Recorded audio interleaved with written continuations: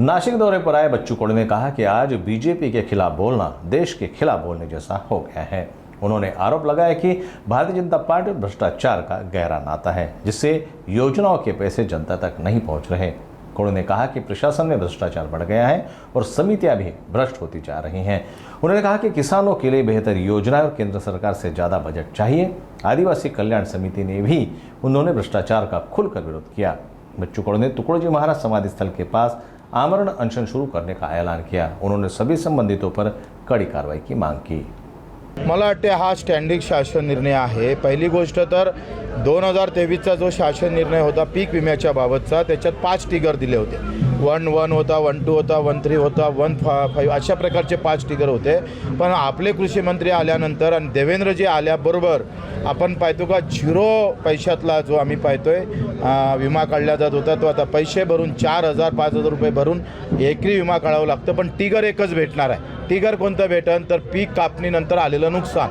म्हणजे आज आपण पाहतो का पीक पेरणीच्या वेळेस झालेलं नुकसान भेटणार आहे का या विम्यामध्ये? नाही भेटणार आहे। म्हणून कोकाटेंना आमचं जाहीर आव्हान आहे का तुम्ही 0 वरचा विमा आता पैशावर आणला आणि पैशावर आणल्यानंतर कंपनीच्या सोयीचा म्हणजे कंपनी नफ्यात राहील अशा पद्धतीचा एकच विमा ते देणार आहे। 4 टिगर आमचे जे देणार नाही त्याचे कारणं खरं तर माणिकराव कोकाटेंनी सांगितलं पाहिजे।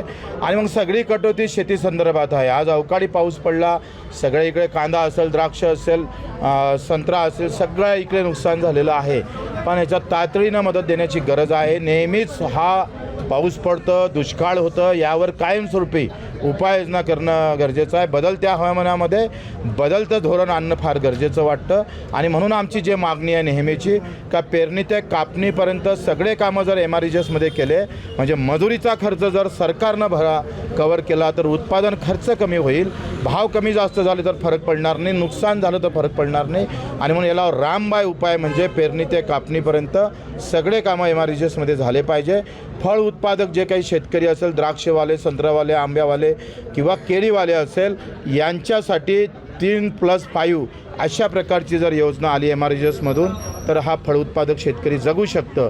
कारण मी तुम्हाला मुद्दामून सांगतो का केंद्राच्या 50 लाख कोटीच्या बजेटमध्ये 50 कोटी शेतकऱ्यासाठी फक्त 1 लाख कोटी ठेवलेला आहे। मागच्या 5 वर्षाचा हिशोब केला तर 24 लाख आम्ही पाहतोय कोटी सरकारनं केंद्र उद्योगपत्याला माफ केलं। म्हणजे 50 कोटी शेतकऱ्याला 1 लाख कोटी म्हणजे 0.2% बजेटच्या ठेवलं। महाराष्ट्र सरकारनं 7-7.5 लाख कोटीचं बजेट आहे, फक्त 9,000 कोटीची तरतूद केली।